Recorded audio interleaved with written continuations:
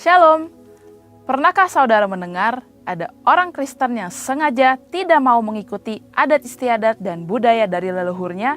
Mereka pikir melakukan adat istiadat dianggap dapat mengganggu kerohanian dan terkait dosa okultisme.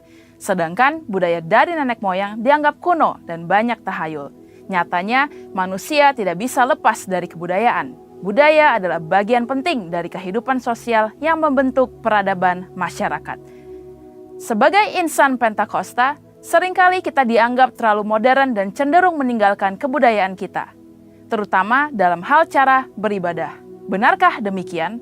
Lantas, bagaimana kita harus menyikapi kebudayaan dalam kehidupan kita sehari-hari? Dalam Voice of Pentecost kali ini, kita akan belajar mengenai bagaimana Tuhan Yesus menyikapi kebudayaan dalam kehidupan dan pelayanannya. Dari situ kita akan mengerti bahwa kita sebagai orang percaya hidup dalam kebudayaan di kehidupan sehari-hari. Hal yang pertama adalah Yesus tidak anti budaya. Kita tahu bahwa Yesus dilahirkan ke dunia sebagai orang Yahudi dan dibesarkan dengan didikan Yahudi. Misalnya, ketika umur 12 tahun, Yesus selain pergi ke bait Allah sebagai salah satu ketaatan akan firman Tuhan, ia juga melakukan hal tersebut karena bagian dari melaksanakan kebudayaan Yahudi sebagai son of the law, yaitu kebiasaan orang Yahudi di mana laki-laki yang telah menginjak umur 12-13 tahun memiliki kewajiban untuk mengikuti kelas-kelas kerohanian di sinagoga pada hari Sabat. Ia membaca firman Tuhan dengan posisi berdiri dan tidak duduk seperti kebudayaan Yahudi saat membacakan nats firman Tuhan. Hal-hal tersebut menunjukkan bahwa kita sebagai orang Kristen tidak perlu menghindari atau anti kepada suatu kebudayaan di mana kita berada. Justru dalam budaya tersebut mungkin terdapat nilai-nilai yang dapat membangun karakter seseorang seperti sopan santun dan bersikap baik di dalam masyarakat. Di sisi lain, orang yang tidak berbudaya dapat dianggap aneh dan sulit untuk diterima dalam suatu komunitas. Hal yang kedua, Tuhan Yesus menggunakan jalur budaya dalam menyampaikan firman Tuhan dan memberitakan Injil. Dalam pengajarannya, seringkali Yesus memakai latar kebudayaan Yahudi. Sebagai contoh, perumpamaan tentang 5 gadis bijak dan 5 gadis bodoh menunjukkan satu setting pernikahan dalam budaya Yahudi. Aplikasi dari ajaran Tuhan Yesus ini mengajarkan supaya orang percaya memiliki sikap berjaga-jaga dalam menanti kedatangan Tuhan sebagai mempelai pria. Hal ini membuat firman Tuhan yang Yesus ajarkan relevan dan lebih mudah dipahami oleh kehidupan kebudayaan Yahudi. Hal ini juga diajarkan oleh Rasul Paulus. Dalam 1 Korintus 9 ayat 19-23 dituliskan bagaimana Paulus ketika bersama dengan orang Yahudi, ia bersikap seperti orang Yahudi. Di sisi lain, di hadapan orang non-Yahudi, ia bersikap atau berbudaya seperti orang bukan Yahudi. Hal ini membuat Rasul Paulus dapat lebih diterima dalam misinya untuk mengabarkan Injil. Nah, itu kan dulu pada zaman Alkitab. Bagaimana dengan sekarang? Sebagai contoh, tindakan menusukkan sumpit di atas nasi yang ditaruh dalam mangkuk dalam budaya Chinese dianggap tidak sopan karena menyerupai dupa di tempat sembahyang orang meninggal. Sekalipun kita tidak percaya bahwa tindakan tersebut dapat mendatangkan kesialan, namun menjaga sikap dan perilaku sesuai budaya akan memudahkan kita untuk diterima dalam masyarakat dan lebih mudah untuk mengabarkan Injil kepada mereka. Bagaimana merayakan perayaan Imlek? Tidak jarang keluarga Chinese Kristen berdebat mengenai pro kontra dalam cara merayakannya, baik ditinjau dari sisi Kristen dan kebudayaan. Contoh-contoh ini menunjukkan kepada kita bahwa sebagai orang Kristen kita perlu mempelajari, mengerti, dan menghargai budaya yang ada tanpa mengorbankan iman percaya kita. Dengan mengikuti proses tersebut, maka iman kita tetap dapat dipraktikkan dengan benar, tetapi sekaligus ramah terhadap budaya di mana kita berada. Hal yang ketiga, Yesus menjadikan firman Tuhan sebagai landasan dalam berbudaya dan bertradisi. Selain memanfaatkan budaya, Yesus juga memperbarui budaya yang ada agar sesuai dengan kehendak Allah. Sebagai contoh, Yesus mengkritisi tradisi-tradisi yang disalahgunakan untuk mencari keuntungan bagi golongan tertentu. Misalnya, sistem penukaran uang di bait Allah dan konsep adat istiadat tentang persembahan kepada Allah yang mengabaikan sikap hormat kepada orang tua. Yesus menegur orang Farisi dan ahli Taurat yang mengajarkan adat istiadat buatan manusia namun mengabaikan perintah Allah. Yesus menekankan bahwa motivasi dalam menjalankan suatu tradisi haruslah untuk memuliakan Tuhan, bukan untuk kepentingan pribadi atau golongan. Hal ini sesuai dengan yang Yesus sampaikan bahwa Dia tidak datang untuk meniadakan hukum Taurat atau suatu budaya, tetapi Yesus ingin supaya budaya ada dalam posisi yang tepat, yaitu di atas dasar kasih kepada Allah dan kasih kepada manusia. Saudara, sebagai insan Pentakosta, kita tidak anti budaya. Kita justru dipanggil menjadi agen pembaharu budaya. Untuk penjelasan lebih lengkap dari tim teologi kami, silakan buka link yang ada di atas atau scan QR Code yang tersedia. Tuhan Yesus memberkati.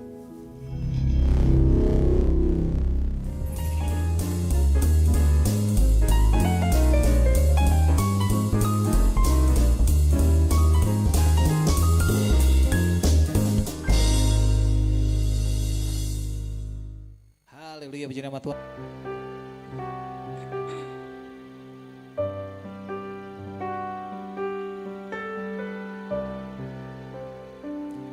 Kasih Tuhan sungguh mulia,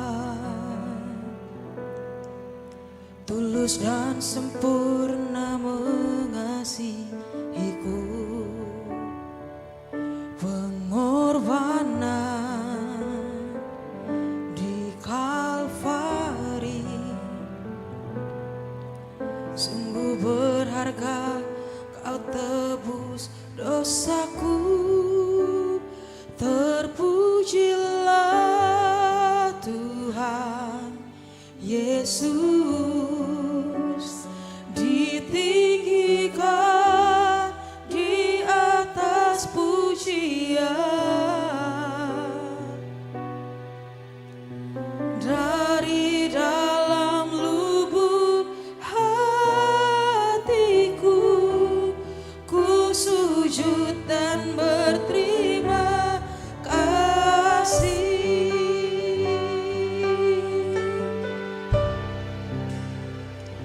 Kasih Tuhan tak bersyarat,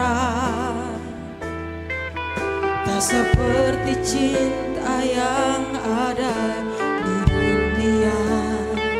Selalu memberi lebih dari yang layak ku terima di hidupku.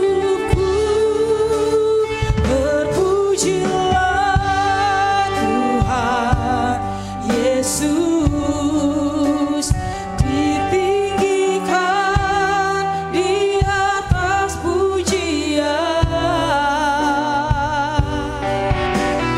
Dari dalam lubuk hatiku, ku sujud dan berterima kasih. Terpujilah, terpujilah Tuhan Yesus,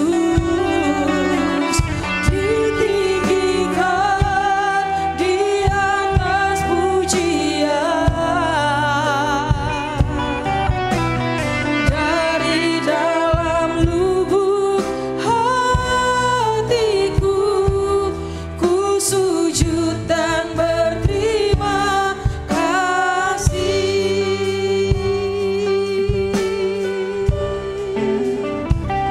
Kasih Tuhan tak bersyarat, tak seperti cinta yang ada di dunia. Selalu memberi lebih dari yang layak ku terima di hidupku. Terpujilah Tuhan Yesus, ditinggikan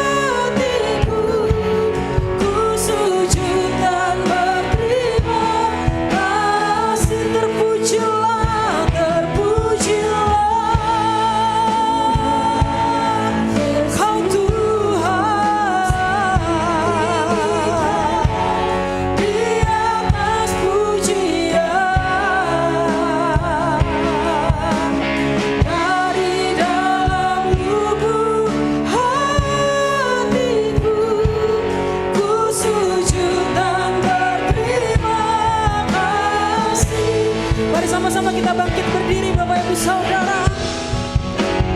Terpujilah Tuhan Yesus ditinggikan di atas pujian dari dalam lubuk hatiku. Ku sujud dan berterima. Mari sekali lagi sambil angkat kedua tanganmu. Terpujilah Tuhan Yesus, Kau ditinggikan di atas segalanya. Dari dalam lubuk hatiku, ku sujud dan berterima. Terpujilah.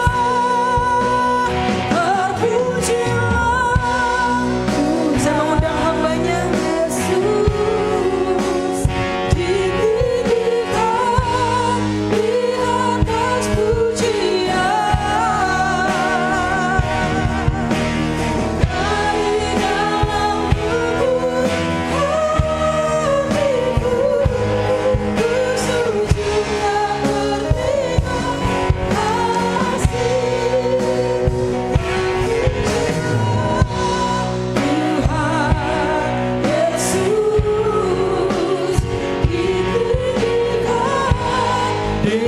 di atas pujian dari dalam lubuk hatiku. Ku sujud dan berterima kasih. Terpujilah Tuhan Yesus ditinggikan di atas pujian dari dalam lubuk hatiku.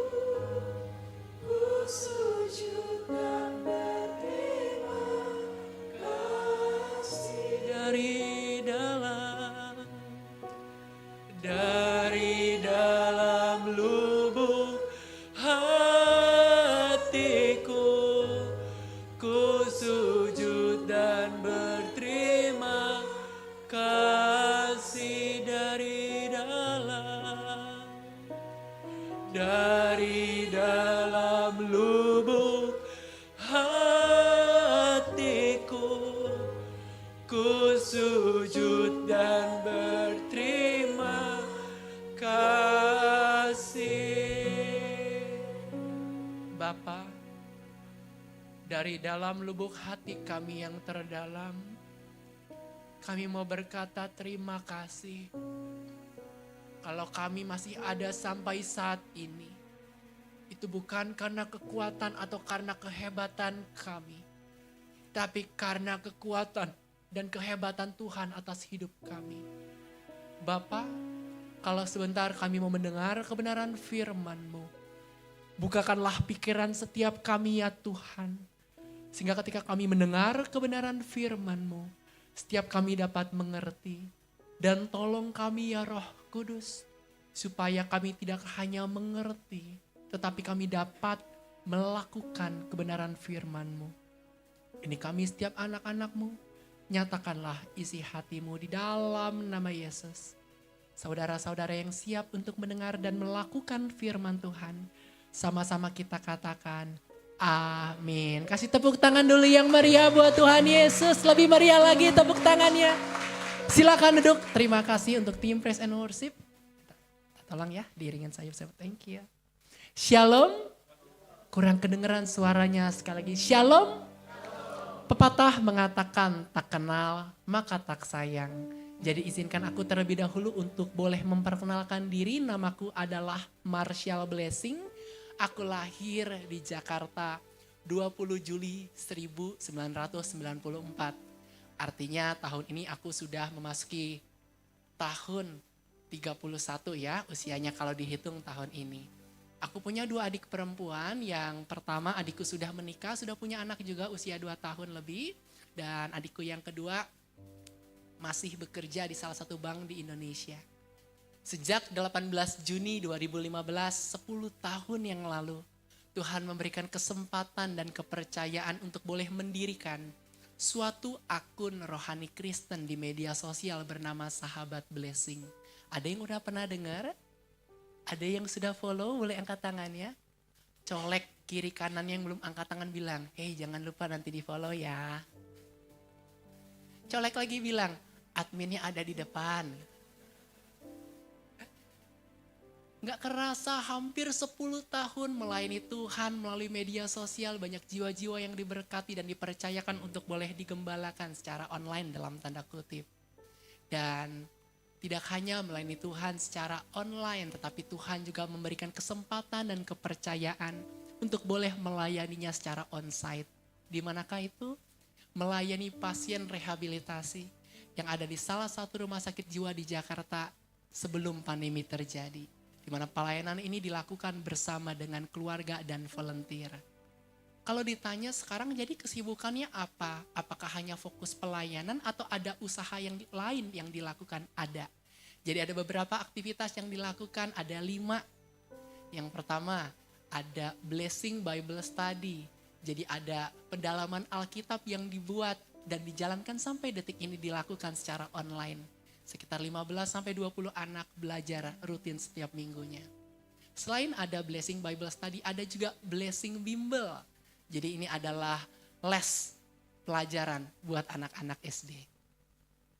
Selain itu ada lagi, kalau ada yang perlu makanan ada namanya Blessing Food. Ya, usaha jualan makanan. Kalau ada yang butuh merchandise rohani, kaos, jaket, varsity, ada. Namanya Blessing Shop. Ya. Yang terakhir kalau ada yang butuh segala hal berkaitan dengan balon, dekorasi balon, atau apapun, ada. Namanya Blessing Balloon for Everyone. Ya. Jadi nggak hanya pelayanan, tetapi ada usaha juga yang dilakukan untuk menopang pelayanan yang Tuhan percayakan. Kurang lebih seperti itu pelayanan yang Tuhan percayakan, dan sekarang giliran aku ya untuk mengenal saudara-saudara di tempat ini. Aku mau tanya dulu, siapa yang di sini masih duduk di bangku sekolah atau kuliah? Boleh angkat tangannya? Jujur ya, anak Tuhan gak boleh bohong. Oke, terima kasih. Ada yang sudah bekerja? Boleh angkat tangannya? Oke, terima kasih. Yang terakhir, ada yang sudah menikah? Boleh angkat tangannya? Jujur ya, jujur loh, jujur. Terima kasih ya. Pertanyaan paling terakhir banget, siapa yang sini sudah siap untuk dengarkan firman Tuhan? Boleh angkat tangannya? Siap ya, saya bisa tahu mana jemaat atau saudara-saudara yang udah siap dengerin firman Tuhan. Pasti kalau ke gereja datang bawa Alkitab. Nah, boleh yuk disiapkan Alkitabnya, disiapkan juga buku catatannya supaya ketika firman Tuhan disampaikan dapat dicatat.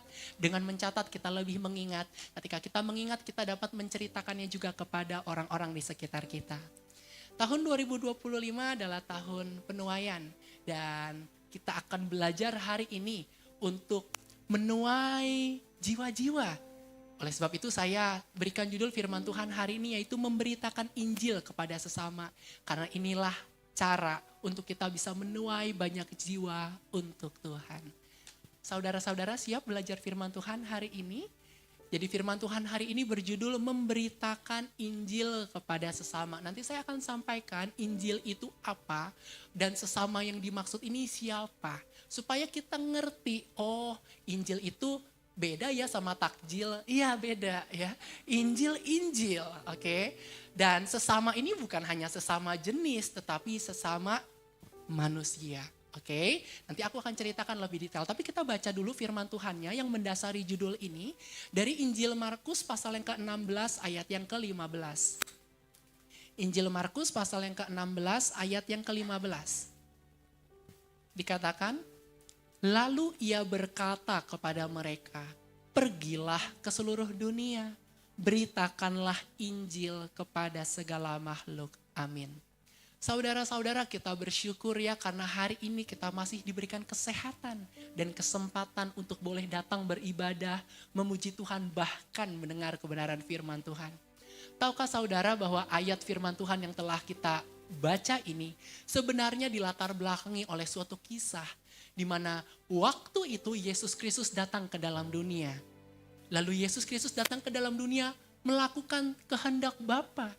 Di mana Yesus datang ke dalam dunia untuk menebus setiap manusia yang berdosa. Yesus mati di atas kayu salib. Tapi Yesus tidak hanya mati, tetapi Yesus bangkit pada hari yang ketiga. Menunjukkan dan membuktikan bahwa ada kebangkitan dari antara orang mati. Ketika Yesus bangkit pada hari yang ketiga, Yesus tidak langsung naik ke sorga. Yesus menampakkan dirinya terlebih dahulu kepada orang-orang yang ada di sekitarnya. Salah satunya Yesus menampakkan diri kepada murid-muridnya pada waktu itu yang sedang makan. Yesus datang dan menegur mereka. Kenapa? Karena Yesus melihat dan mengetahui bahwa mereka itu tidak percaya ketika ada orang yang mengatakan bahwa Yesus telah bangkit dari antara orang mati. Jadi Yesus datang ketika mereka sedang makan untuk menegur mereka. Hei, kenapa kamu gak percaya ketika ada orang yang mengatakan bahwa aku sudah bangkit? Yesus hadir bukan hanya untuk menegur mereka, tapi Yesus juga hadir untuk memberikan perintah kepada mereka. Nah, inilah perintahnya. Lalu ia berkata kepada mereka. Jadi ini perkataan Yesus kepada ke-11 muridnya. Kok murid Yesus 11 bukannya 12, yang satu udah meninggal? Yudas Iskariot, dia meninggal bunuh diri. Oke. Lalu ia berkata kepada mereka, pergilah ke seluruh dunia. Jadi Yesus mau murid-muridnya tuh gak cuman diem doang. Gak kunci pintu kamar. Pergi, ini bukan tindakan pengusiran. Ini tindakan untuk pengutusan. Pergilah ke seluruh dunia. Beritakanlah Injil kepada segala makhluk. Jadi ada tugas, ada tanggung jawab yang diberikan oleh Yesus kepada murid-muridnya. Untuk apa? Memberitakan Injil kepada segala makhluk. Injil itu apa sih? Injil adalah kabar baik. Kabar baik tentang apa? Kabar baik tentang keselamatan di dalam Yesus. Jadi hari ini ketika saudara-saudara mendengar kata Injil, saya berdoa saudara-saudara mengerti apa itu Injil. Injil adalah kabar baik tentang keselamatan di dalam Yesus Kristus. Oke, itu Injil. Dan kabar baik inilah yang seharusnya murid-murid beritakan kepada segala makhluk, kepada semua orang yang ada di dalam dunia ini. Jadi kalau ditanya sesama yang dimaksud dalam judul firman Tuhan ini, siapa sih memberitakan Injil kepada sesama? Segala orang yang ada di sekitar kita, baik itu orang tua, suami, istri, kakak, adik, teman, sahabat, rekan kerja, bos, atasan, bawahan, sampingan gitu ya. Semua orang yang ada di sekitar kita termasuk ART. Itulah sesama yang perlu untuk mendengarkan Injil. Ketahuilah bahwa perintah ini juga berlaku bagi setiap kita yang adalah murid-murid Tuhan. Siapa yang di sini hadir dan sadar bahwa setiap kita adalah murid-murid Kristus? Boleh angkat tangannya? Ada? Bukan murid-murid anti-Kristus kan ya? Murid-murid Kristus kan? Artinya perintah ini, tanggung jawab ini juga diberikan oleh Tuhan kepada setiap kita untuk memberitakan Injil kepada sesama. Injil adalah kabar baik tentang keselamatan di dalam Yesus. Dan ini perlu untuk kita ceritakan, perlu untuk kita sampaikan, baik kepada orang tua, kakak, adik, koko, dedek, cici, dosen, rekan kerja, sahabat, siapapun itu. Oke? Saudara-saudara, kita seharusnya memberitakan Injil kepada sesama. Lalu yang menjadi pertanyaan adalah, mengapa kita seharusnya memberitakan Injil kepada sesama? Alasannya apa? Kalau kita baca Alkitab lebih lanjut, maka kita dapat menemukan paling tidak 3 alasan kenapa kita harus memberitakan Injil kepada sesama. Yang pertama, supaya banyak orang dapat mendengar Injil. Ini alasan yang pertama. Nanti kita akan lihat ya dasar ayat firman Tuhan yang mendasari pernyataan ini. Dari surat Roma pasal yang ke-10 ayat yang ke-14 dan 15. Nanti kita akan lihat. Yang kedua, supaya banyak orang dapat mempercayai Injil. Dapat kita lihat nanti dalam surat Kisah Para Rasul pasal yang ke-15 ayat yang ke-7 dan yang ke-8. Yang ketiga, supaya banyak orang dapat membagikan Injil.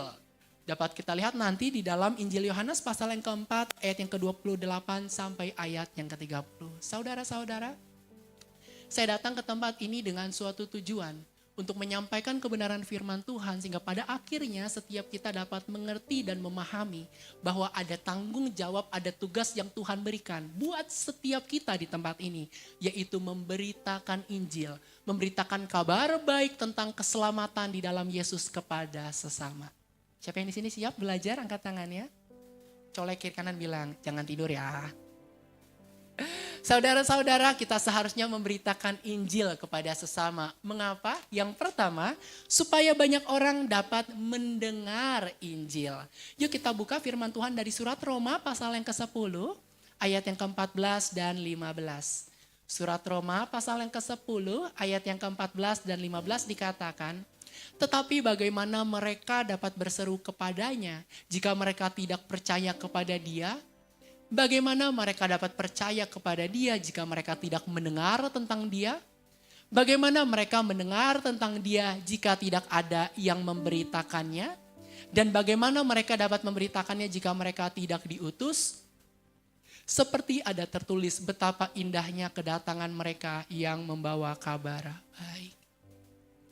Ayat-ayat firman Tuhan yang telah kita baca ini adalah bagian dari surat yang ditulis oleh Rasul Paulus kepada jemaat di Roma pada waktu itu. Surat ini diberikan supaya pesan dari Tuhan dapat diketahui. Zaman dulu gak ada WhatsApp Bapak Ibu. Zaman dahulu belum ada Telegram, belum ada Instagram. Jadi untuk berkomunikasi salah satu caranya adalah melalui surat. Ada yang di sini pernah nulis surat? Mungkin buat sahabat, buat kekasih pernah ya? Oke. Biasa tuh kalau mau nembak gitu ya. Dor gitu ya. Mau tembak, tulis surat gitu ya. Untuk menyampaikan pesan. Nah waktu itu Rasul Paulus tulis surat. Tulis surat buat jemaat di Roma, baik yang Yahudi maupun jemaat Kristen di Roma yang non-Yahudi. Paham ya sampai sini? Jadi surat Roma ini ditulis untuk menjelaskan dasar-dasar iman Kristen. Rasul Paulus tahu betapa penting untuk setiap jemaat Kristen di Roma pada waktu itu untuk mengetahui kebenaran firman Tuhan. Rasul Paulus menegaskan bahwa keselamatan itu diperoleh melalui iman kepada Yesus. Paulus menekankan bahwa setiap orang yang berseru kepada nama Tuhan akan diselamatkan. Bahkan Paulus juga menyampaikan bahwa untuk berseru kepada Tuhan, maka orang tersebut perlu lebih dahulu mendengarkan Injil. Jadi gak bisa orang tiba-tiba berseru kepada Tuhan, gak bisa orang tiba-tiba percaya kepada Tuhan kalau mereka belum mendengar yang namanya Injil. Nah ayat-ayat yang kita baca ini, aku bacakan lagi ya di ayat yang ke-14 dan 15. Tetapi bagaimana mereka dapat berseru kepadanya jika mereka tidak percaya kepada Dia? Bagaimana mereka dapat percaya kepada Dia jika mereka tidak mendengar tentang Dia? Bagaimana mereka mendengar tentang Dia jika tidak ada yang memberitakannya? Jadi Rasul Paulus tuh mau menegaskan bahwa betapa penting peran seseorang di dalam menyampaikan Injil kepada orang lain. Supaya orang lain itu dapat mendengar bahkan percaya kepada Injil. Paham ya sampai sini? Jadi ayat-ayat ini menggambarkan betapa pentingnya peran seorang penginjil. Supaya banyak orang boleh mendengar bahkan mempercayai Injil yang disampaikan. Saudara-saudara, ketahuilah bahwa ayat ini juga berlaku di dalam kehidupan kita. Kita seharusnya memberitakan Injil kepada sesama supaya banyak orang dapat mendengar Injil. Kalau kita mau jujur, saya mau tanya dulu, saya survei bentar ya. Siapa yang di sini kenal Tuhan Yesus, dengar Injil di gereja? Boleh angkat tangannya? Yang mungkin waktu masa kecil ikut sekolah minggu, boleh angkat tangannya? Yang waktu kecilnya sekolah minggu deh angkat tangan. Oke, turunin tangannya. Siapa yang di sini dengar Injil di sekolah atau di kampus? Angkat tangannya. Ini yang angkat tangan dengar Injil di mana nih? Dari survei singkat ini menunjukkan bahwa kita bisa mempercayai Yesus. Kita bisa berseru kepada Yesus karena kita dengar Injil. Betul ya? Ada orang-orang yang Tuhan pakai untuk menyampaikan kabar baik tersebut. Sehingga akhirnya kita bisa tahu dan percaya kepada Injil. Jadi kita mengerti betapa penting peran seorang penginjil atau penyampai kabar baik kepada orang-orang yang ada di sekitar. Percayalah, di dalam hidup ini gak ada yang namanya kebetulan. Ketika saudara-saudara berada dalam suatu keluarga tertentu, berada di tempat kerja tertentu, atau berada di lingkungan tertentu, pasti ada maksud Tuhan di dalamnya. Ada tugas yang Tuhan berikan gak cuma bagi pendeta, gembala. No, tugas ini diberikan bagi setiap kita. Oke? Jadi ingat, ada tugas yang Tuhan mau untuk kita ketahui dan kita lakukan. Yaitu memberitakan Injil yang adalah kabar baik tentang keselamatan di dalam Yesus. Kak, jangan kakak, Marcel. Kamu tahu gak, saya ini tuh bukan terlahir dari keluarga Kristen loh. Di keluarga saya tuh yang Kristen baru saya. Saya punya kakak, punya adik, bahkan saya punya mertua dan mantu. Mereka belum percaya Kristus. Nah, itu tugas kita. Ada tugas yang Tuhan berikan untuk kita menyampaikan kabar baik. Memang kenapa sih kabar baik itu harus diberitakan supaya mereka itu bisa mendengar dan percaya? Memang kenapa penting banget sih untuk mereka dengar dan percaya supaya mereka dapat diselamatkan? Saya mah maunya nyampein kabar baik sama orang yang baik aja sama saya. Saya sebel banget sama mertua saya. Mantu, temen saya banyak yang jahat Marcel. Ngegosipin saya. Ngefitnah saya, tusuk saya dari belakang. Aduh, sakit. Saya hanya mau menyampaikan kabar baik kepada orang yang baik kepada saya. Kalau untuk orang yang jahat, dia mau pantas masuk neraka. Biar tahu rasa. Tahu nggak saudara-saudara bahwa firman Tuhan mengajarkan bahwa Injil itu buat semua orang. Nggak cuma untuk golongan tertentu saja. Mana ayatnya? Oke, kita baca surat 1 Timotius pasal yang kedua. Ayat yang ketiga dan yang keempat. Surat 1 Timotius pasal yang kedua, ayat yang ketiga dan yang keempat dikatakan, itulah yang baik dan yang berkenan kepada Allah, Juru Selamat kita, yang menghendaki supaya semua orang diselamatkan dan memperoleh pengetahuan akan kebenaran. Jadi kehendak Tuhan adalah setiap orang itu diselamatkan. Kehendak Tuhan setiap orang itu mendengarkan Injil. Paham ya? Jadi kita mengerti bahwa Tuhan menghendaki setiap orang diselamatkan. Injil harus diberitakan kepada semua orang. Karena Allah menghendaki semua orang diselamatkan. Jadi kalau kita sadar, oh iya ya, dulu aku tuh kayak kamu loh Marshall, masih muda, sekarang juga masih muda sih. Getol banget pelayanan. Iya, dari pagi sampai pagi. Diomelin saya. Iyalah dari pagi sampai pagi ya. Cuman maksudnya saya rajin, tapi sekarang kok saya jadi kayaknya takut ya kalau bersaksi ya. Soalnya ada orang yang bilang sama saya, kamu sok suci. Hidup kamu aja belum bener. Digituin aku. Akhirnya sejak itu aku udah gak lagi tuh memberitakan Injil. Saya mau kasih tahu bahwa memberitakan Injil itu dapat dilakukan dengan berbagai macam cara. Bisa melalui perkataan, bahkan bisa melalui perbuatan dan keteladanan. Nah itulah yang saya juga seringkali lakukan. Jadi saya jarang ngomong tentang Tuhan, tapi saya hidup seperti apa yang firman Tuhan katakan. Karena dari buahnya lah pohon itu dikenal. Ya. Mungkin ada saudara-saudara di tempat ini, Marshall, ada sih orang yang saya kasihi, dia belum percaya Kristus sampai sekarang. Saya masih belum berani untuk memberitakan Injil sama dia. Minimal kita berdoa buat doain Tuhan. Saya berdoa buat suami saya supaya dia bertobat, boleh kenal Yesus. Tuhan, saya berdoa buat istri saya supaya dia boleh dijamah hatinya, gak kabur-kaburan gitu. Saya berdoa buat anak-anak saya supaya mereka bisa percaya sama Yesus melalui kehidupan kita. Kita dapat memberitakan Injil baik melalui perkataan, perbuatan, ataupun juga melalui keteladanan. Penting sekali untuk setiap kita bergerak secara aktif supaya banyak orang dapat mendengarkan Injil. Bahkan zaman sekarang kita bisa pakai media sosial. Ada yang di sini punya Instagram, boleh angkat tangan ya. Yang punya Instagram aja. Ini ketakar nih umurnya nih ya. Yang punya pasti pada punya deh. Yang punya WhatsApp? Punya WhatsApp semuanya? Punya. Kita bisa pakai medsos. Kalau kita habis saat teduh, pagi-pagi saat teduh kan? Saat teduh tahu kan? Bukan saat teduh banget itu tidur ya.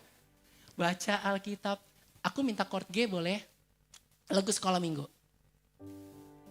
Baca kitab suci, doa tiap hari, doa tiap hari, doa tiap hari. Baca kitab suci, doa tiap hari kalau mau tumbuh. Kalau mau tumbuh, kalau mau tumbuh, glory haleluya, baca kitab suci, doa tiap hari kalau mau tumbuh. Ketika kita bersaat teduh, pasti ada pesan yang Tuhan sampaikan kepada kita. Bagikan itu kepada orang-orang yang ada di sekitar kita. Pasti pada punya dong grup keluarga, sharing di situ. Hari ini aku baca firman Tuhan tentang ini. Tuhan Yesus itu baik ya, mau datang ke dalam dunia untuk menyelamatkan kita manusia yang berdosa.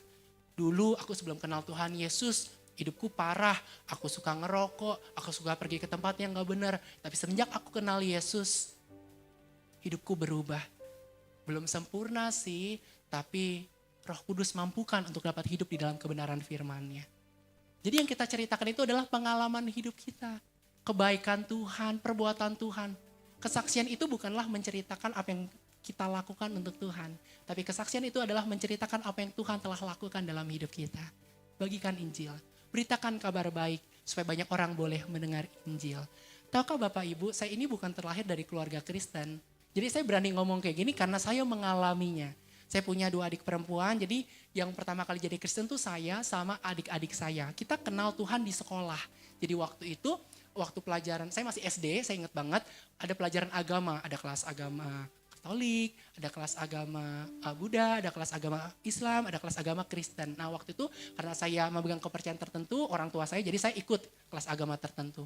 Tapi di situ saya ngerasa kurang begitu nyaman ya. Karena waktu itu anak kecil kan, masih kecil banget. Jadi kalau ada yang kurang enjoy, pasti kurang nyaman.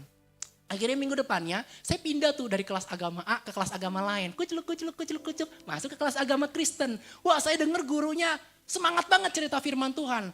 Kayak storytelling gitu, ceritakan anak-anak demen ya denger cerita. Saya seneng denger, sejak itu saya Kristen. Saya jadi Kristen, adik saya pun di sekolah yang sama, kami jadi Kristen. Nah setelah itu, saya bersyukur karena di dekat rumah saya itu ada komsel anak.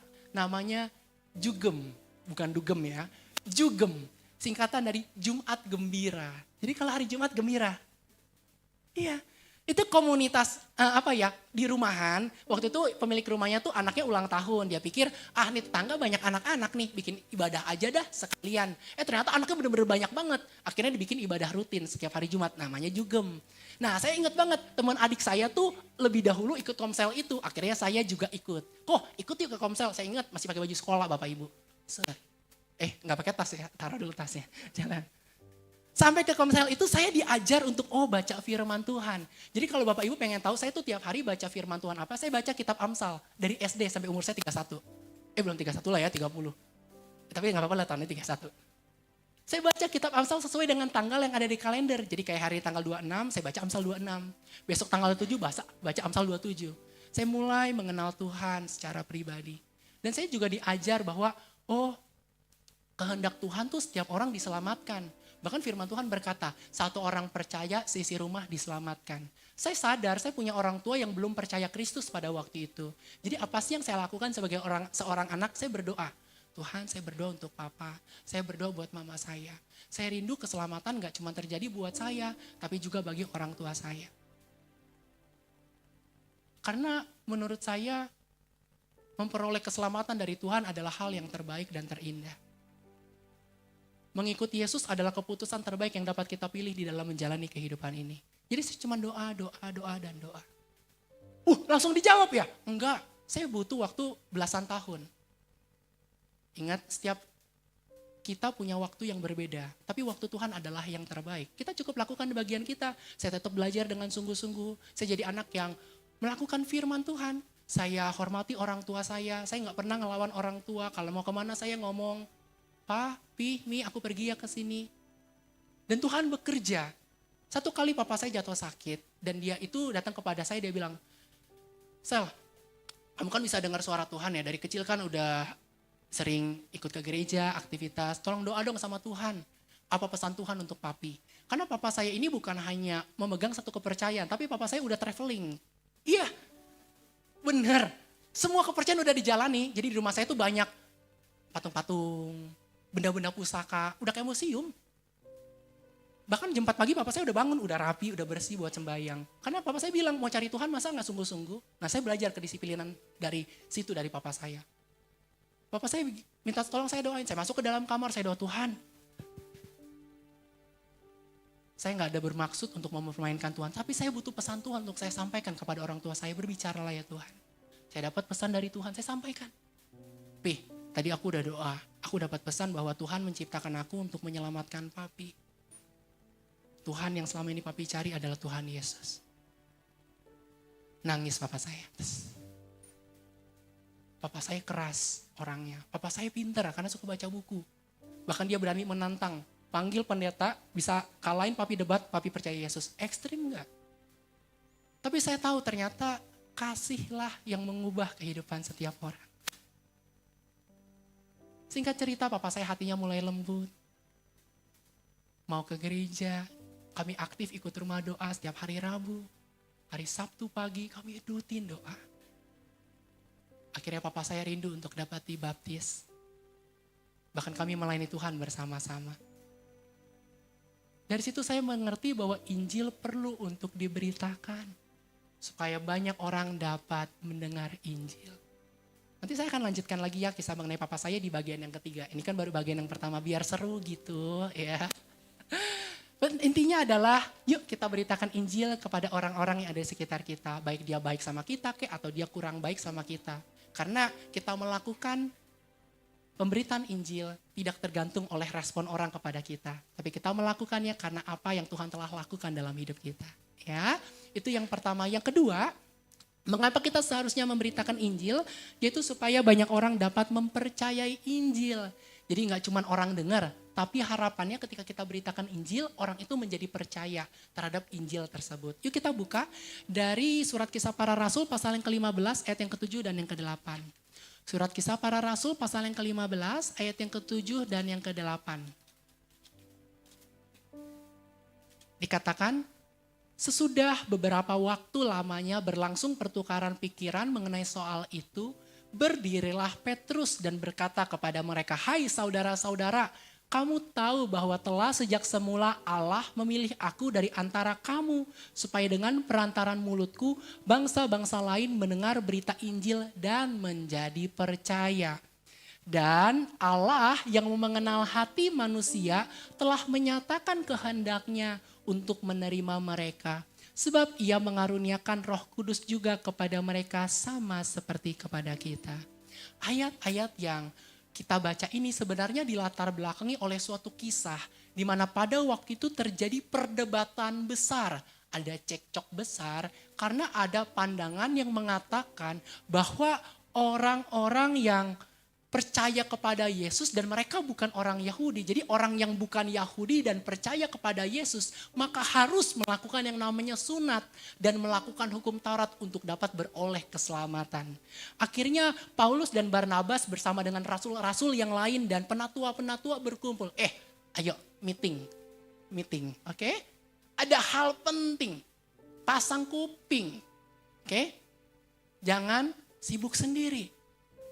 Ada yang bilang bahwa kalau mau diselamatkan itu harus melakukan sunat dan melakukan hukum Taurat. Ini gimana? Pak, pekpok. Ya kan? Diskusi, lihat ayat yang ke-7. Saya jelasin pelan-pelan. Sesudah beberapa waktu lamanya berlangsung pertukaran pikiran mengenai soal itu. Jadi soalnya kita udah ngerti nih. Mengenai adanya pandangan bahwa kalau mau diselamatkan maka harus menuruti Taurat dan melakukan sunat. Berdirilah Petrus dan berkata kepada mereka. Petrus berdiri. Berarti mereka sebenarnya lagi duduk ya. Berdiri. Set. Petrus ngomong apa?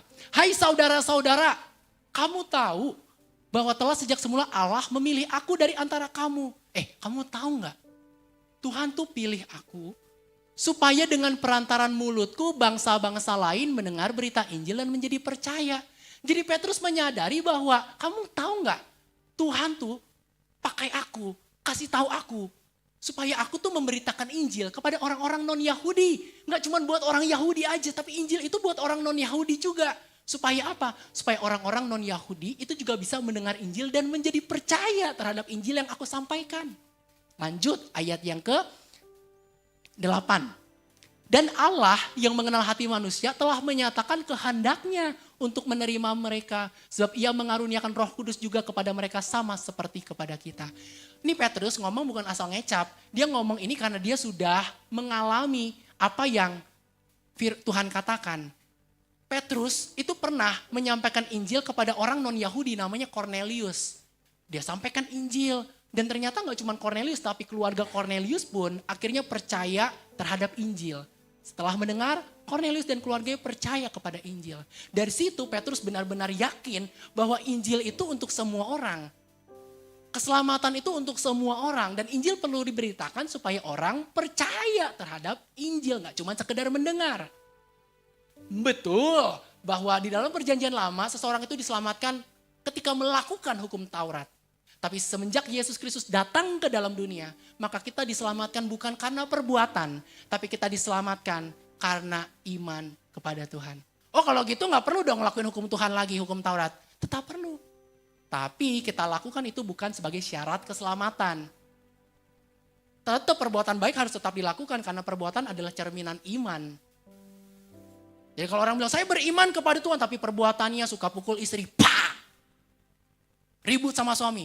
Kamu gak tahu ya? Ya saya gak tahu lah kamu gak cerita. Kamu gak tahu ya? Ya saya gak tahu kan kamu gak cerita. Gitu. Akhirnya anak-anak melihat contoh yang gak baik di rumah. Saya benci kak sama orang tua saya. Tiap minggu ke gereja kak, denger firman. Tapi hidupnya kak kayak setan. Ngomong kayak gitu gak boleh. Masa hidupnya kayak setan gak boleh gitu. Ya kak saya kepahitan kak. Tiap hari ribut. Masalah uang. Tiap hari ribut. Gak percayalah, pusing saya kak di rumah. Yang saya mau sampaikan adalah, yuk kita jadi pemberita Injil, baik melalui perkataan ataupun perbuatan yang kita lakukan. Supaya banyak orang dapat diselamatkan dimulai dari rumah. Karena sebelum kita jadi berkat buat banyak orang, kita harus jadi berkat di dalam rumah. Pelayanan itu gak selalu berbicara di depan mimbar. Semenjak papa saya jatuh sakit, saya sadar betul bahwa pelayanan yang sesungguhnya dimulai dari rumah. Ketika merawat orang tua sakit, ngebeliin makanan buat orang tua, quality time sama mereka, itu pelayanan.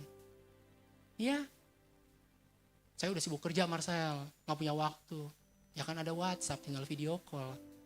Rumah saya jauh, ya kan kita ada hari libur juga, ya mampirlah, ngobrol sama keluarga. Apalagi buat anak-anak muda nih yang masih punya orang tua. Yang orang tua juga boleh yang masih punya orang tua. Ya, sayangi sebelum terlambat. Jangan sampai nyesel. Kalau mau kasih makanan yang enak waktu hidup. Kalau mau kasih ajak jalan-jalan, ajak. Mumpung masih sehat, ya kan? Berikan yang terbaik. Dari kisah ini kita bisa belajar bahwa sebagaimana Petrus memberitakan Injil supaya banyak orang dapat mendengar dan mempercayai Injil, demikian pula dengan kita. Kita seharusnya memberitakan Injil supaya banyak orang boleh mempercayai Injil.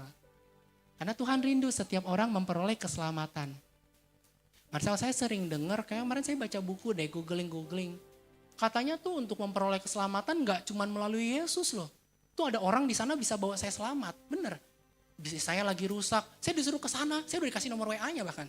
Suruh kontak aja tuh ke sana, deket lagi sama rumah saya, tetangga lagi. Waduh. Tuh orang pinter tuh, bener. Teman saya ditolong sama dia, selamat dia. Saya mau katakan bahwa keselamatan hanya ada di dalam Yesus Kristus Tuhan. Mana ayatnya? Oke. Kisah Para Rasul pasal yang keempat ayat yang ke-12. Karena setiap pernyataan harus ada dasarnya. Dan dasar iman kekristenan bukan apa kata orang, tapi apa yang firman Tuhan katakan. Kisah Para Rasul pasal yang keempat ayat yang ke-12 mengatakan, dan keselamatan tidak ada di dalam siapapun juga, selain di dalam Dia. Sebab di bawah kolong langit ini tidak ada nama lain yang diberikan kepada manusia yang olehnya kita dapat diselamatkan. Ada dua kebenaran yang saya akan kupas. Yang pertama, dan keselamatan tidak ada di dalam siapapun juga selain di dalam Dia. Jadi satu-satunya juru selamat atau penyelamat adalah Yesus. Gak ada lagi keselamatan. Jadi kalau ada orang bilang, saya bisa nyelamatin kamu. Jangan percaya. Karena hanya Yesus yang dapat menyelamatkan kita dari kematian kekal di dalam neraka. Bapak Ibu mau selamat? Minta tolong sama Yesus. Yesus itu baik. Yesus itu untuk semua orang. Kebenaran yang kedua. Dan keselamatan tidak ada di dalam siapapun juga selain di dalam Dia. Kebenaran yang pertama, keselamatan hanya ada di dalam Yesus. Yang kedua, sebab di bawah kolong langit ini tidak ada nama lain yang diberikan kepada manusia yang olehnya kita dapat diselamatkan. Yang olehnya, artinya keselamatan itu adalah pemberian dari Tuhan. Keselamatan itu nggak bisa diusahakan dengan perbuatan Bapak Ibu. Keselamatan itu juga nggak bisa dibeli. Keselamatan hanya dapat diperoleh atau diterima melalui iman kepada Yesus Kristus Tuhan. Di hari ini, sadari bahwa perlu untuk percaya bahwa keselamatan hanya ada di dalam Yesus Kristus Tuhan.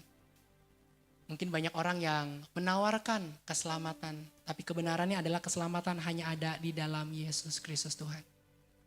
Hari ini, kalau Bapak Ibu tahu ada keluarga, saudara, teman, sahabat, rekan kerja yang belum percaya Kristus, yuk kita gunakan waktu yang ada untuk memberitakan kabar baik tentang keselamatan yang terdapat di dalam Yesus. Nanti kalau dia tolak gimana? Gak apa-apa. Setidaknya kita sudah melakukan bagian kita. Ketika kita melakukan bagian kita, percayalah Tuhan akan bekerja dan melakukan bagiannya. Tugas kita adalah memberitakan Injil, bukan memaksakan. Oke?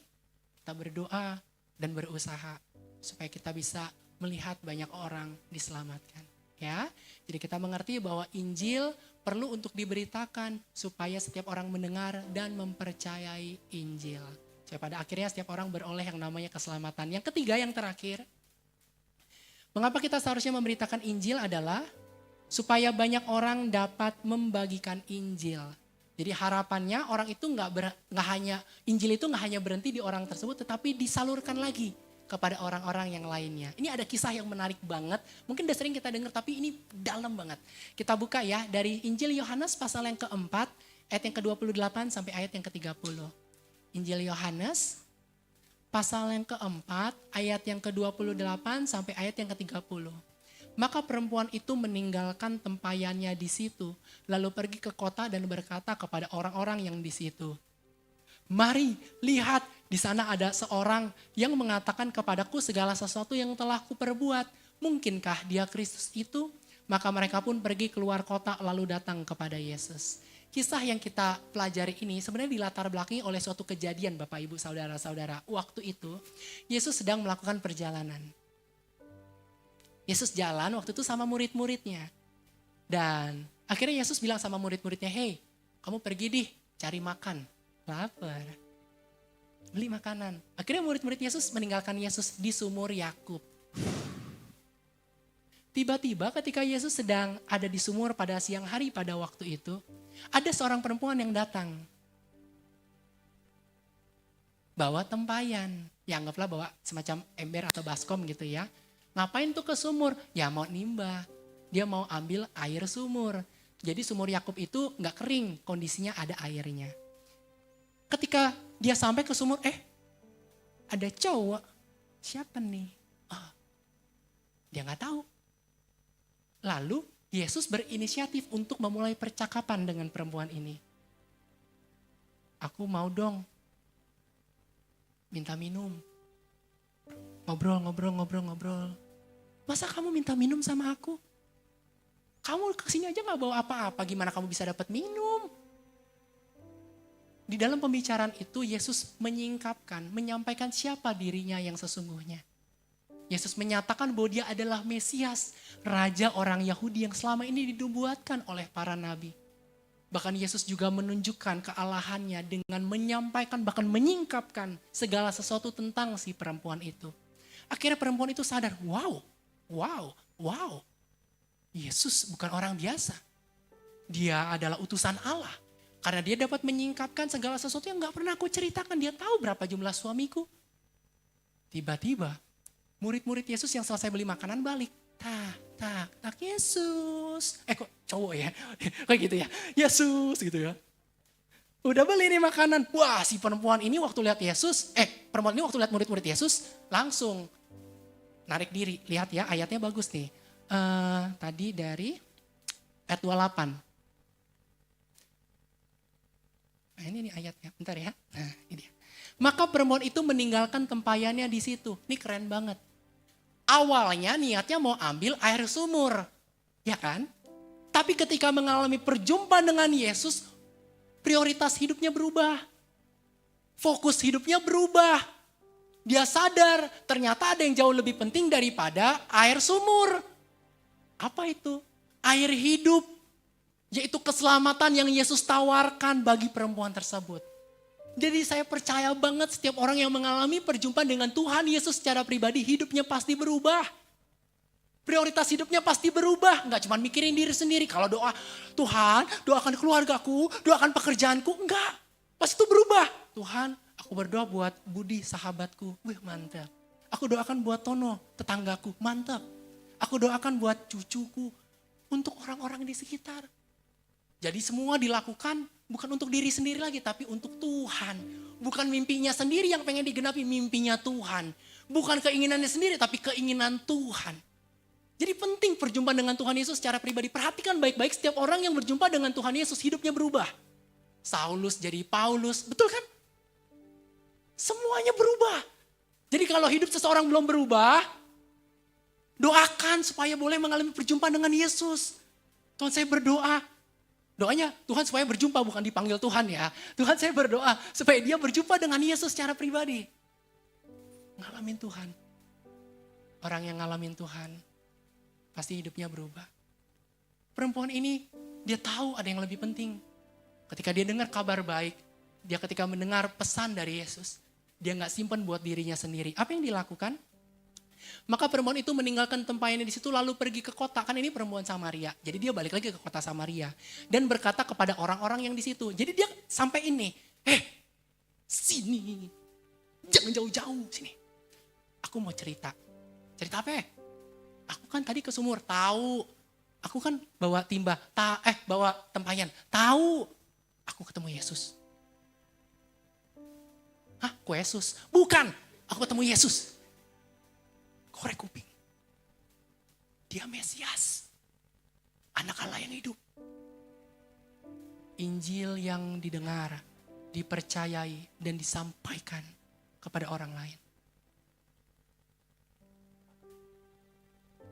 Ketahuilah bahwa ini juga alasan kenapa kita harus memberitakan Injil. Supaya banyak orang dapat membagikan Injil kepada orang-orang yang lainnya. Ya. Bapak Ibu mungkin dengar Injil hari ini. Jangan simpan buat diri sendiri.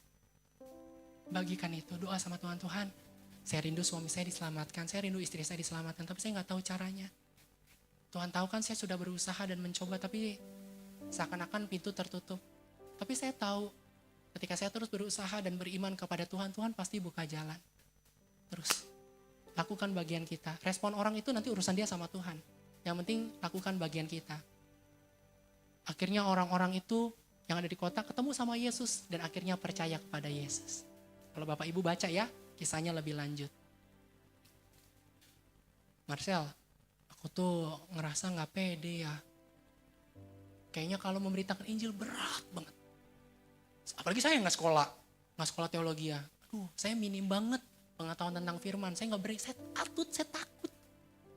Saya aja badannya gede, atut ini. Muka saya kuriti, hati tweety. Saya takut.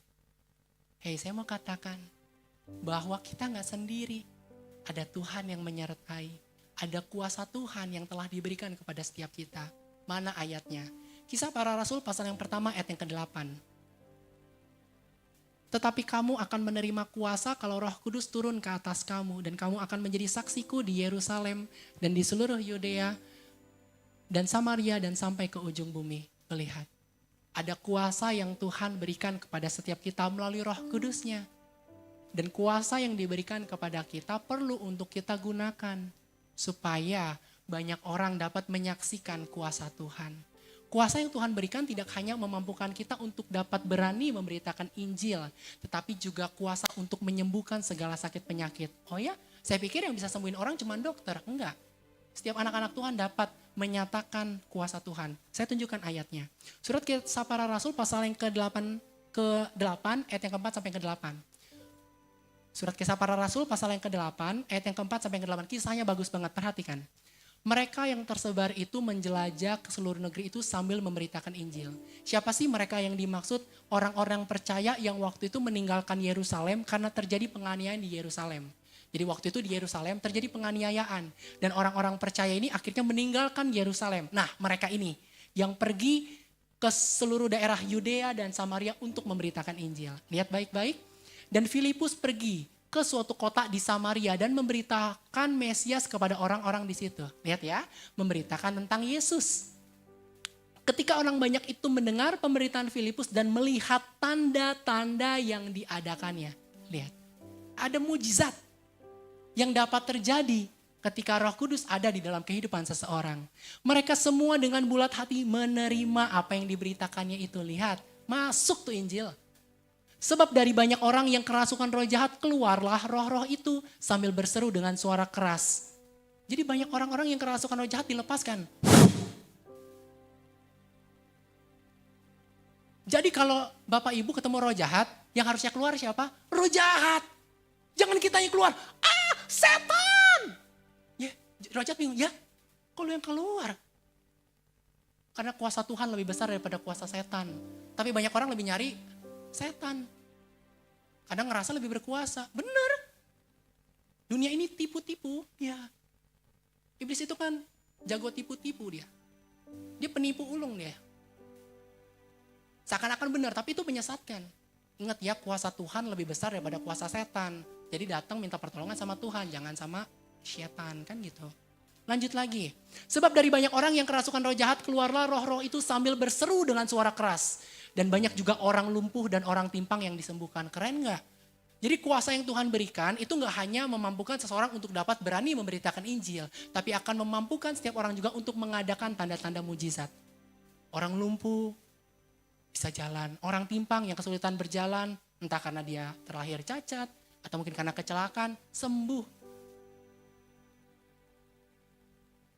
Maka sangatlah besar sukacita dalam kota itu. Yuk hari ini beritakan Injil. Supaya banyak orang boleh mendengar, mempercayai, bahkan memberitakan Injil kepada yang lainnya. Saya mau tutup dengan satu ayat, setelah itu saya lanjutkan sedikit kisah mengenai papa saya. Injil Yohanes pasal yang pertama ayat yang ke-43 sampai 45. Tim musik boleh ya maju ke depan juga. Tim PW juga. Injil Yohanes pasal yang pertama ayat yang ke-43 sampai 45 dikatakan, pada keesokan harinya Yesus memutuskan untuk berangkat ke Galilea. Ia bertemu dengan Filipus dan berkata kepadanya, ikutlah aku. Filipus itu berasal dari Betsaida, kota Andreas dan Petrus. Filipus bertemu dengan Nathanael dan berkata kepadanya, kami telah menemukan dia yang disebut oleh Musa dalam kitab Taurat dan oleh para nabi, yaitu Yesus anak Yusuf dari Nazaret. Lihat, Yesus waktu itu lagi pilih nih murid-muridnya. Ini nih, Filipus, ikutlah aku. Filipus ketika dengar ketemu Yesus, tahu tentang Yesus. Dia gak simpen kabar baik itu buat dirinya sendiri. Dia samperin sahabatnya Nathanael. Lihat ayat yang ke-45, Filipus bertemu dengan Nathanael. Nathanael itu dikenal sebagai Bartolomeus. Ya, jadi disampaikan ke Nathanael dan berkata padanya, kami telah menemukan dia. Jadi dia cerita tentang Yesus. Yang disebut oleh Musa dalam kitab Taurat dan oleh para nabi, yaitu Yesus anak Yusuf dari Nazaret. Kelak Filipus gak cuman kenal Yesus sebagai anak Yusuf. Tapi kelak semua murid Yesus sadar bahwa Yesus adalah anak Allah. Beritakan Injil. Supaya banyak orang boleh membagikan Injil kepada sesama. Tepat kemarin adalah 1 tahun kepergian papa saya ke surga. Tapi saya bersyukur karena selama papa saya hidup sebagai seorang anak, saya telah meluangkan waktu untuk merawat dan menjaga orang tua saya. Bahkan ketika papa saya sedang mengalami kelemahan tubuh dan papa saya mengalami kesulitan untuk menulis, saya catatkan semua perjalanan hidupnya. Karena saya tahu ada tugas yang Tuhan berikan buat papa saya, yaitu bersaksi tentang Tuhan. Buku itu ada dengan judul Meninggalkan Perjanjian Lama Menuju Perjanjian Baru. Karena dulu papa saya mengikat perjanjian dengan kuasa jahat. Dan pada akhir kehidupannya papa saya mengikat perjanjian yang baru dengan Tuhan Yesus. Kabar baik tentang keselamatan di dalam Yesus dibagikan juga kepada banyak orang. Kelak Tuhan gak akan tanya berapa banyak harta yang kita miliki. Tapi Tuhan akan tanya, siapa yang telah kamu selamatkan dan bawa kepadaku, kata Tuhan. Kalau Bapak Ibu hari ini masih bisa dengar firman Tuhan, ada maksud, ada tugas, ada panggilan yang Tuhan berikan kepada setiap kita untuk memberitakan Injil kepada sesama. Boleh next slide? Kenapa kita harus memberitakan Injil kepada sesama? Yang pertama, supaya banyak orang dapat mendengar Injil. Yang kedua, supaya banyak orang dapat mempercayai Injil. Dan yang ketiga, supaya banyak orang dapat membagikan Injil. Amin. Kita akan tutup dengan satu lagu ya, judulnya adalah Sampai Akhir Hidupku. Boleh kita main di chord G? Yang udah tahu lagunya boleh sambil tutup mata ya.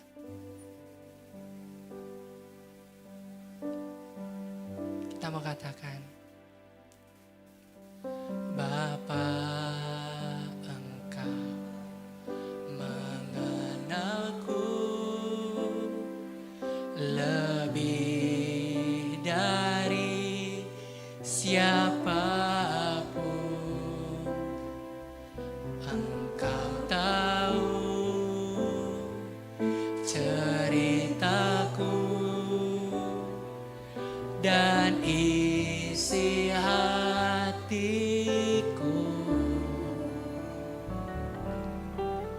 Tak peduli masa lalu, Engkau tetap memilihku. Ubahkanku, sempurnakan, jadi karya yang indah. Kini aku percaya tiada yang mustahil bagimu.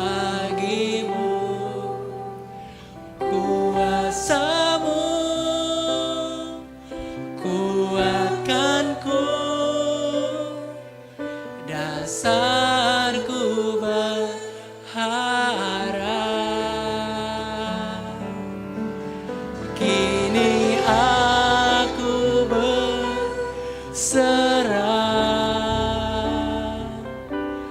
pada rancanganmu bagiku. Ku ikuti panggilan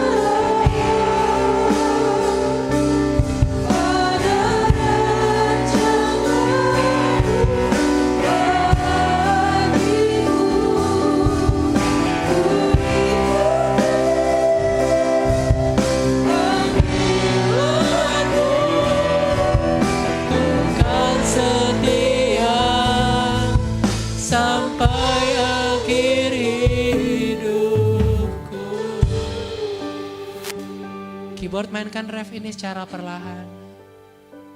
Saya undang semuanya boleh tutup mata.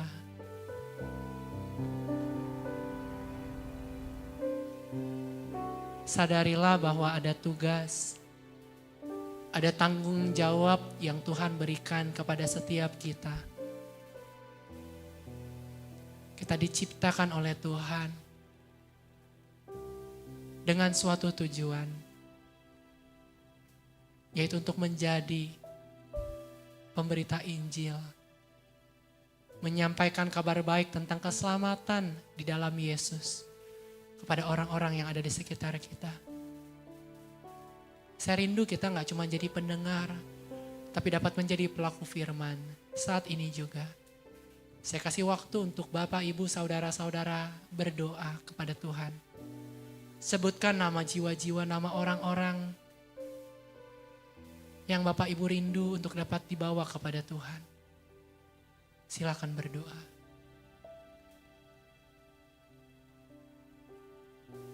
Mungkin itu suami kita, mungkin itu istri kita, mungkin itu anak-anak, mertua, mantu, sahabat, teman, rekan kerja. Berdoalah.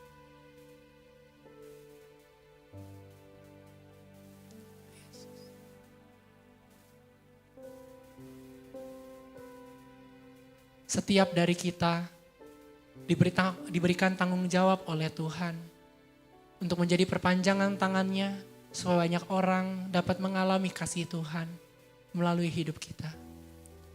Setiap dari kita diberikan tanggung jawab oleh Tuhan untuk menjadi perpanjangan tangannya supaya banyak orang dapat mengalami kasih Tuhan melalui hidup kita.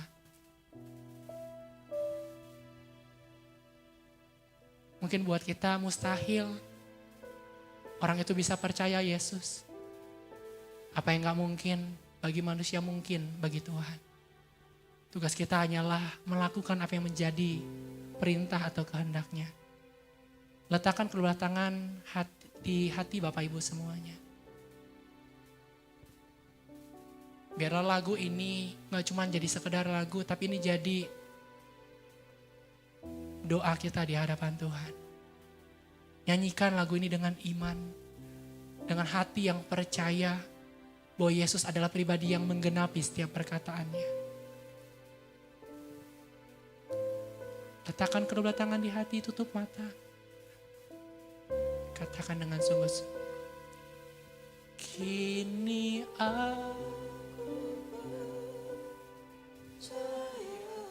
saya pengen dengar suara Bapak Ibu saja.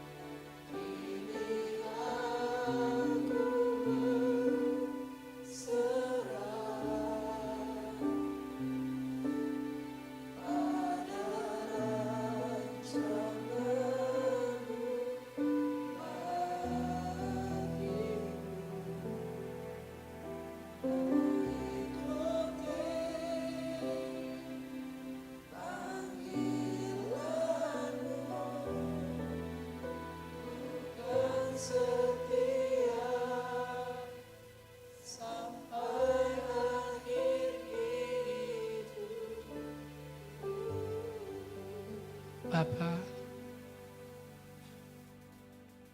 mungkin hamba-Mu gak tahu latar belakang setiap anak-anak-Mu di tempat ini. Tapi satu hal yang hamba tahu, Engkau hidup dan Engkau sanggup melakukan segala sesuatu. Dulu, hamba pun hampir menyerah untuk memberitakan Injil bagi keluarga hamba. Enggak mudah Tuhan. Tapi Tuhan buktikan bahwa pada akhirnya yang akan terjadi adalah perkataan Tuhan. Pada akhirnya yang terjadi adalah kehendak Tuhan. Kami tahu kehendak Tuhan adalah setiap orang mendengar Injil, percaya kepada Injil, bahkan membagikan Injil tersebut kepada yang lainnya. Tuhan, kami tahu Tuhan gak cari orang yang pintar. Tuhan gak cari orang yang hebat. Tuhan gak cari orang yang bisa. Tapi Tuhan cari orang yang mau untuk dipakai olehnya. Hari ini, kami mau berkata kami mau dipakai sama Tuhan. Pakai kami ya Tuhan, pribadi yang lemah dan terbatas ini untuk menyatakan kuasa-Mu. Mulai hari ini, biar melalui perkataan, perbuatan, dan keteladanan hidup, kami bisa bawa banyak jiwa kepadamu ya Tuhan. Maafin kami, kalau selama ini kami hidup buat diri kami sendiri. Kami doa buat kami, dan kami. Padahal ada orang-orang di sekitar kami yang belum kenal Tuhan. Kalau dulu kami benci mereka, tapi biarlah hari ini hati kami diubahkan. Kami mengasihi mereka seperti Engkau mengasihi mereka. Tuhan, berikan hikmat-Mu supaya setiap kami dapat melakukan penginjilan dengan cara yang efektif. Mulai hari ini, urapi setiap mulut di tempat ini, sehingga setiap perkataan yang diucapkan adalah perkataan berkat, perkataan yang membangun kehidupan orang yang mendengarnya. Mulai hari ini, biarlah setiap tangan digunakan untuk kemuliaan nama Tuhan. Gak dipakai buat browsing yang aneh-aneh. Gak dipakai buat ketik-ketik yang gak bener. Tapi dipakai untuk menginjil, menceritakan kebaikan Tuhan. Biarlah kaki ini melangkah ke tempat-tempat yang Tuhan kehendaki. Supaya banyak orang boleh diselamatkan. Biar hati dan pikiran ini dipenuhi oleh firman-Mu ya Tuhan. Kami percaya perjumpaan dengan Tuhan merubah segalanya. Mulai hari ini, berikan kami semangat, berikan kami kekuatan untuk bangkit dan bergerak secara aktif, menyampaikan kabar baik, bahwa ada keselamatan di dalam Yesus Kristus. Terima kasih ya Tuhan. Serahkan kehidupan setiap saudara-saudara di tempat ini ke dalam tangan-Mu. Hamba percaya jika kami terus berdoa dan melakukan yang terbaik yang dapat kami kerjakan, maka kami akan melihat kuasa Tuhan dinyatakan. Tempat ini akan penuh dengan jiwa-jiwa karena ada penginjilan yang dilakukan. Di dalam nama Yesus. Haleluya, amin.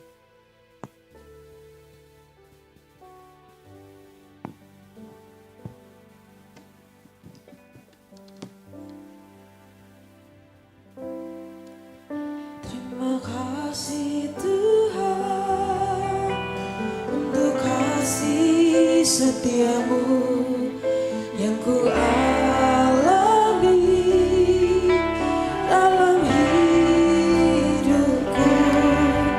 Terima kasih Yesus untuk kebaikan-Mu sepanjang hidup. Mari sama-sama kita bangkit berdiri.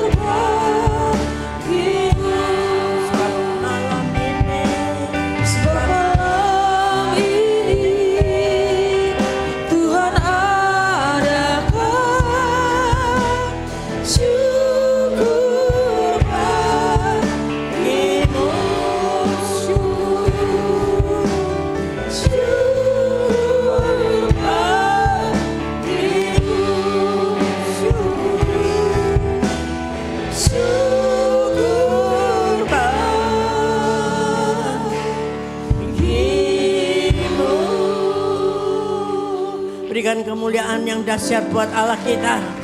Terima kasih Tuhan, terima kasih untuk berkat-Mu pada malam hari ini. Mengingatkan kami semua, inilah musim penuaian itu. Dan penginjilan harus berjalan. Biarlah kita semua menerima pesan Tuhan sore hari ini. Masing-masing punya tugas untuk kita menyampaikan Injil kepada setiap orang yang kita temui.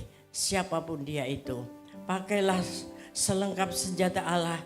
Dan mintalah terus pengurapan yang baru daripada Tuhan Yesus. Untuk kita punya keberanian untuk menyaksikan akan kebaikan Tuhan. Yang setuju katakan amin. Mari kita arahkan tangan kita kepada hambanya Pastor Marshall. Tuhan yang sudah kirim hambanya ke tempat ini dan boleh menjadi berkat bagi kita semua. Kiranya Tuhan memberkatinya kembali berlipat kali ganda ya Tuhan. Berkati keluarganya, adik-adiknya, mamanya, semua menjadi berkat bagi kemuliaan nama Tuhan. Dan semua usahanya diberkati oleh Tuhan untuk kemuliaan nama Tuhan. Sehingga kerajaan Allah boleh disebarkan, luaskan ke seluruh bumi ini. Terima kasih untuk hamba-Mu ini ya Tuhan. Haleluya, haleluya. Mari kita siapkan hati kita untuk bawa pulang berkat Tuhan. Yaitu damai dan sejahtera Tuhan yang berlimpah-limpah. Kasih anugerahnya yang luar biasa dalam setiap kehidupan kami. Itulah yang kau terima pada sore hari ini. Dan kiranya terus semakin hari kita makin intim dengan Tuhan melalui Roh Kudus-Nya. Dari hari ini sampai Tuhan Yesus datang kembali. Tetap setia kepadanya. Pada yang setuju katakan bersama. Amin. Tuhan Yesus berkati. Selamat hari Minggu. Sebelum meninggalkan ruang ibadah silakan bersaat teduh sejenak Bapak Ibu Saudara. Selamat hari Minggu, Tuhan Yesus memberkati.